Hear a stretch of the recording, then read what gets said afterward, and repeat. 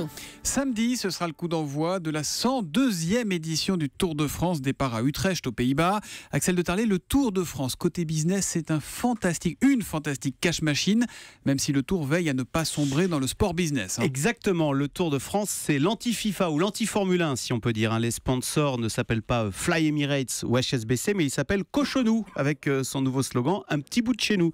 Et c'est ce qui fait la magie du Tour de France, qui est, je le rappelle, un spectacle gratuit.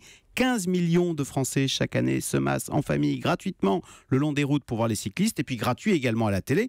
Pas de chaîne à péage pour le Tour, contrairement au football ou à la Formule 1. Mais alors de quoi il vit le Tour de France? Quelles sont ses ressources? Alors vous avez les droits télé, puisque le Tour est retransmis dans 190 pays. Ça a l'air de rien, mais c'est la 3e compétition la plus regardée au monde, derrière la Coupe du Monde de foot et les Jeux Olympiques. Il y a plus d'1 milliard de téléspectateurs dans le monde qui regardent le Tour de France.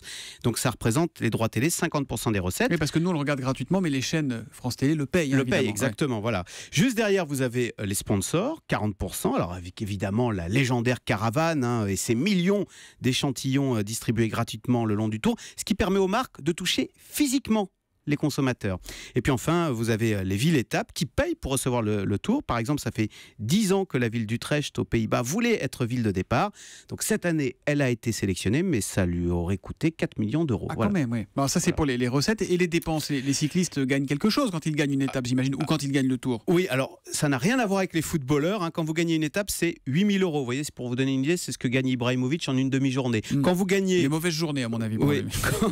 Quand vous gagnez, quand vous avez le maillot jaune pour une journée, vous gagnez 350 euros. Donc vous voyez, on reste volontairement les pieds sur terre, et c'est ce qui fait le succès et la magie du Tour de France. Le Tour de France, qui, on va être honnête, n'a en fait qu'un seul véritable ennemi, un seul danger, c'est le dopage, qui pourrait casser et tuer le Tour de France, qui sinon se porte à merveille. Mais les autorités sportives qui s'attaquent fortement, et le patron du Tour, Christian Prudhomme, depuis des années à ce dopage. Départ samedi à Utrecht aux Pays-Bas, le pays du vélo, 19 millions de vélos dans le pays, c'est la plus forte densité au monde. C'est incroyable, incroyable.